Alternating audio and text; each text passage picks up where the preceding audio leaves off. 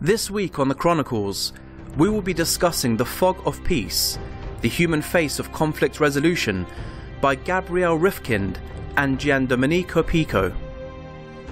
This book argues that the most important aspect of conflict resolution is for antagonists to understand their opponents as individuals. Developing links between psychology and politics, the authors explore attempts to analyze what lies behind the aggressive facade of negotiations and how, underneath the mask, there is a human. We interviewed Paul Ingram, Chief Executive of the British American Security Information Council, to find out what he thought of the book, as well as examining the wider issues, particularly America's relationship with Iran and other countries across the world. Gabriel in the book spends a good bit of time talking about the challenges between the Iranian body politic and the United States of America. What is your perception of that and how it's dealt with? I think it's a deeply complex situation between the two countries that has a number of political, psychological, historic dimensions to it, and ideological. I mean, let's recognise that these are two different administrations with very different ideas of how the world should be and how it is. Is that really so important to the Americans, who have some unusual allies who don't have shared values? I mean, there's not a lot of comparison between how the Saudi Arabian state operates and how the Americans operate, but... Well, there's always been an interesting relationship between the Saudis and the West. I mean, after all, it was the British that set up the Saudi state in the first place and engineered this relationship between Wahhabism and the House of Saud. And given the relationship between Britain and the United States, there's always been a certain level of trust that goes way beyond the ideological explanation. And do you think history. For the Americans it's not just sort of the 79 hostage crisis, you think it's deep in the psyche?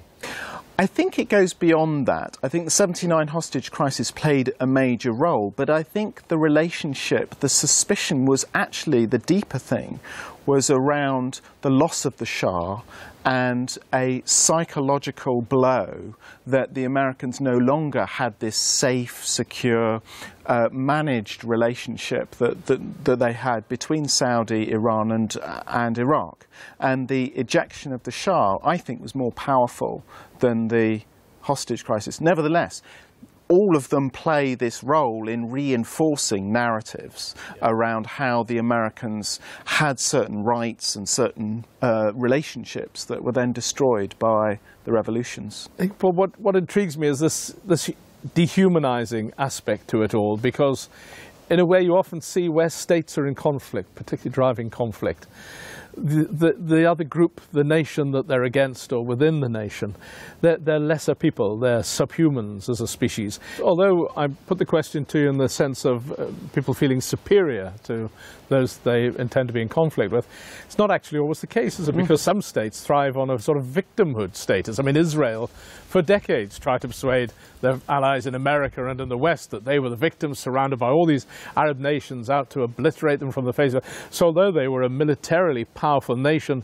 economically very successful, they really were after the sympathy vote in a big way. So people don't always necessarily portray themselves as superhuman to be the winner, do they? Absolutely, and I think that is where things get unstuck. We often interpret history as the big strong man being the source of the problem, be it Adolf Hitler or indeed today the United States. But actually, I think it's a self-perception underneath. It may be subconscious, it may not be something we're aware of, but it's a self-perception of weakness that often is the cause of so many of the problems. And in Israel's case today, I mean, you talk about it being historic, I believe it's today, very powerful narrative within Israel internally, that they're surrounded by enemies, that their relationship with the United States is weak and cannot be relied upon for the future, that they still talk about the Holocaust as a significant possible future as well as something from the past century. All of that means that they can dehumanize their enemies. We caught up with one of the authors, Gabriel Rifkind, keen to find out why she wrote the book, her background, and how she addresses global situations through a predominantly psychological analysis. Gabrielle Rifkin, thank you for joining us on the Chronicles to talk about your book. But before we deal with some of those issues and what you say, tell us a little bit about yourself. Well, my specialism is conflict resolution, and I primarily work in the Middle East. I've done a lot of work on the Iranian nuclear issue and have spent time in Tehran, and also particularly the Palestine-Israel conflict. But if you have to think about the whole region. You can't. Everything's so interconnected now. But perhaps what makes my involvement different is I actually come from a psychological background. So I'm interested in where realpolitics actually sits with the human mind. And one of the points we wish to make in the book is, if you're going to resolve conflict, you have to understand not only power relationships, you have to understand what motivates people, what's their history, what's their backgrounds, what are the things that shape how they think. We might call it their personal narrative.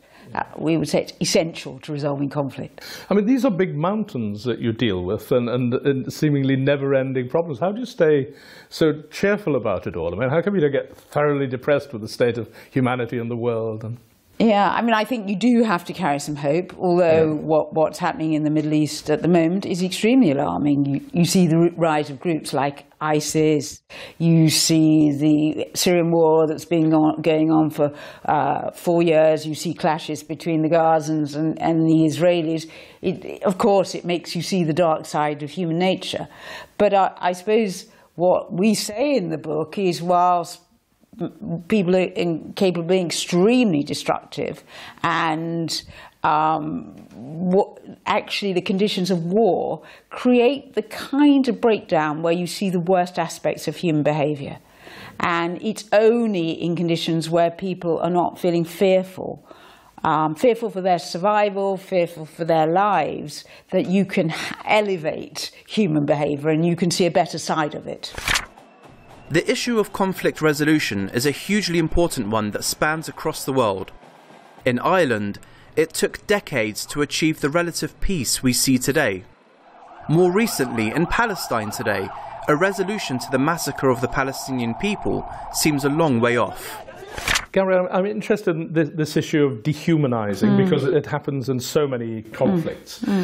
If we take the conflict between Israel and Palestinians, reading a newspaper in London, I would imagine that all Israelis think of Palestinians as a sort of subspecies that, that will never be safe, they're wiped from God's earth and all this sort of stuff. And yet that clearly is not the case. Thinking about the Irish conflict, what do you think was the motivation that made people want to sit down and resolve that? It started with secret meetings under Prime Minister Thatcher and gathered apace under John Major, and then culminated in Tony Blair. So this took 3 prime ministers. Mr. Thatcher banned all media coverage. You couldn't interview somebody speaking for the IRA. It was banned. And yet ultimately a deal had to be made. Was the willingness to make a deal because things like population change were coming down the track, and therefore, from a Protestant point of view, they could see society wasn't going to be this way in 20 years' time, because the Catholic families were having more children than the Protestant families, and ultimately their fear would have been a united Ireland, still their fear. Yes. I mean, I think there are many reasons why people engage in conflict resolution. And you're saying demography, perhaps that's one of them, and what kind of vision they have of the future and what their power base will be. There are some people who would say it was because the IRA no longer thought they could win and they knew there was not a military solution. I actually have an example in the group where Martin McGuinness, actually the turning point was when his own son was the same age as he took up a gun himself. And so somewhere in it there's some kind of personal story about maybe wanting something different for the next generation. Yeah. Was that a danger in London? I mean, for example, when we had the bus bombings, if that had sort of gone on, if there'd been more time, would people have started to retreat into the sort of ethnic attitudes of saying, everyone looks a bit different from me, maybe a danger to me? You mean if there's enough conflict, will you get sectarian communities falling? As in Bosnia? Yes. I think it's only when people feel extremely threatened that they resort to particular identities. And these become much more rigid and hardened, in which you want to differentiate yourself from the other. You need this enemy to create your social cohesion to feel safe. And is it sometimes always an enemy? I mean, I was thinking, for example, in Jordan, where they had a huge influx of Palestinians escaping and settling in camps in Jordan. But of course, they weren't allowed to leave the camps. They weren't allowed to develop relationships with their host society, marry Jordanian girls, whatever, because there was a fear that Jordan would lose its identity. How does that sort of ever work out in the long term? Because human nature being what it is, people are still going to want to mix, aren't they? Yeah, absolutely. And in fact, those kind of hierarchies where you try and keep people unequal, eventually that will rebound against you. And in the book, one of the ideas we try and carry this vision was perhaps because the world is now global and we're so interconnected. In the section you deal with this beyond the nation state, do we still need an enemy? Yes. Is there an element of that in modern politics? I mean, when you think of the relationship between the United States and Iran, yes, some of it may be because of fear of the relationship between Israel and Iran, but I'm not convinced it's just about that. So do sometimes big nations need an enemy? I mean, their allies are often much worse than any condition you find in Iran. Big nations, you know, there aren't many countries that actually form their identities without enemies. It's if you've got a lot of social divisions in your country, a lot of internal conflict, a lot of differences, it's much easier to cohere around an enemy. And so all the problems you've got inside you don't have to look at. You can just put them outside onto some, we would call it project, just put it on the outside. But actually, in the end, you have to look at what's going on in your own country and how you deal with those problems. Living with an enemy is often to do with avoiding looking at your own problems. Some people argue that events change the way states and indeed people think. The events that have changed in the relationship between Iran and the US have given some people hope that even the frostiest of relationships can change. And is it sometimes thinking about relations now, particularly between the United States and Iran, but also now easing with Britain as well, is that due to necessarily a change of personality, or is it perhaps in the American, the British perspective, the need to try and get a handle on what ISIS is up to, where it's going, and how is it checked from a Western powers perspective? Iran becomes my friend because I need them. I might have spent 30 years hurling abuse at you, but all of a sudden I actually need your perspective. So events change, don't they? Not necessarily human nature, not even necessarily the players, but sometimes events make people change their attitude. Absolutely. Events change. Human nature develops and it does shift, but it's not the explanation. I think that political factions shift and change. They identify opportunities. As I say, things are more complex than a simple explanation. In the case of the relationship between the United States and Iran, I see it as quite a clear shift in understanding that events regionally had shifted, and so there was an understanding of opportunities here. There were new personalities elected, and old personalities with previous attachments were thrown out of the picture for a complex number of reasons. I think, Paul, it's pretty obvious from your background and from the responses you've made to my questions, these are issues you've given an enormous amount of thought to and how you express it. Does that make you an optimist? Because these are amazing mountains we're looking at and often not very easy solutions. What keeps you cheerful? Psychologically, I have an optimistic outlook on life because I see opportunities wherever there's problems. These are complex issues. We can look at them and think about the negative possibilities, as most analysts seem to do. They're worst-case scenario people. But actually, you know, positive things come out of nowhere too. You know, just as wars break out, peace can break out. We saw the end of the Cold War, where I have to say, I, along with every other person on this planet, seem to think that there was only one way for that war to finish, and it was not going to be a very positive one. And that was what actually pushed me into this line of work in the first place. But it did finish, and there's been many other amazing miracles that have come out of death-defying complexities. And I just feel that we can find optimistic places out of that. The issue of the United Nations as an institution with the capacity for real change in conflict resolutions is something not everyone agrees with. There is a generational change in attitudes towards the United Nations as well as towards the Iran nuclear talks. So can we talk a little bit about the Iranian-American relationship, which you've obviously specialised in a lot? The nuclear talks have definitely had an impact. Certainly in America, apparently 70% of the people want a nuclear deal. If you'd done that poll 2 years ago, they would have said, oh, we don't trust the Iranians enough to consider that. And I think in the end, people don't only want enemies, they actually want to live in a world that is less conflict-ridden. Yeah, they just want to get on with their lives. Of course, there was the hostage crisis for the Americans, but before that, there is a very deep sense for Iranians that there was a lot of interference. There was the overthrow of Mossadegh.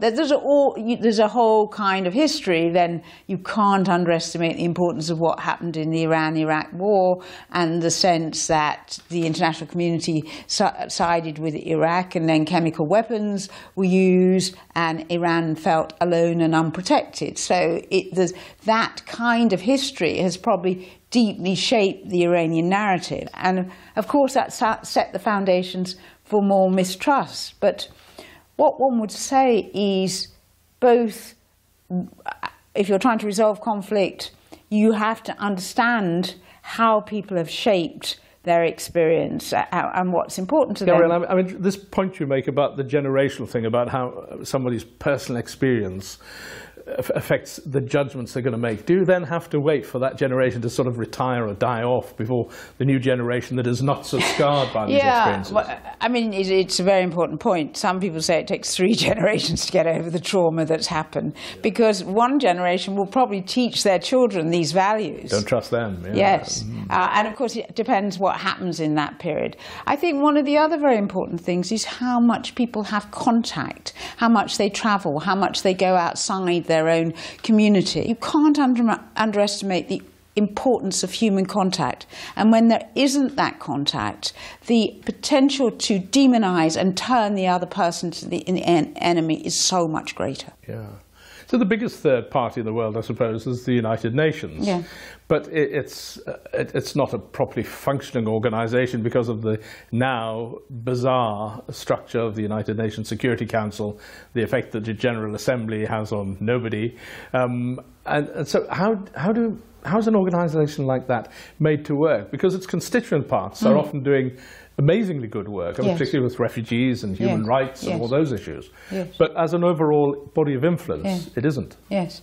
No, and one of the big problems is a very chunky bureaucracy that has no agility, can't be responsive enough. In fact, I went to speak with someone very senior at the UN about their role in early intervention, in prevention, in mediation, and whether they could be more active. What would it have looked like? Even in Syria, by the time the UN got involved, 7,000 people had been killed before Kofi Annan was appointed. By then, people are baying for blood and seeking retribution. There is a generational attitude in the way people view conflicts around the world. As social media continues to influence younger generations, the way conflict resolution is viewed will continue to change. If you're a member of the Security Council, particularly if you're China or Russia, you're thinking about, well, I wouldn't want the UN interfering in Chechnya if I'm a Chinese official, so I wouldn't want them interfering in Tibet. So you've got big blocking vetoes that are thinking about their own backyard as well as other people. There's always the issue of sovereignty at the UN and the nation state wanting to control what happens. But I don't think you necessarily have to go through the Security Council. You could get buy-in around early intervention, around the idea that if there's a conflict brewing within either a civil war or between countries, that as a first step, mediation is an absolute essential prerequisite. We just have to get more serious about it and find the political will to do it. There isn't enough thinking about this. And the problem is, by the time you come to mediate, people actually are just no longer in the mood. And so you have rounds of fighting until people get burnt out. I think we understand domestically, if you go for mediation, you have to go for it early. And we need to just get much smarter on the international stage in some of this. Looking to the future, let's just look away from these great foreign secretaries and secretaries of state roaming the world, setting the world to rights, and take it down to street level. How much is our children's generation, what sort of impact are they going to be having on these issues with all this social media, which is still a mystery to me, but it's very important to that generation and seems to be increasingly influential in forming policy and reacting to policy. Do you see that as a significant impact in your sort of ambitions and dreams? Yeah, I think the world's changed forever. We've had a revolution. Yeah. We've had a social media revolution. And that will change the nature of conflict. It is changing it. It will be very hard to have authoritarian regimes in the way that we have historically had so, because people on the ground can expose what's happening. But we're in transition. It looked like the Arab Spring. It's become the Arab nightmare.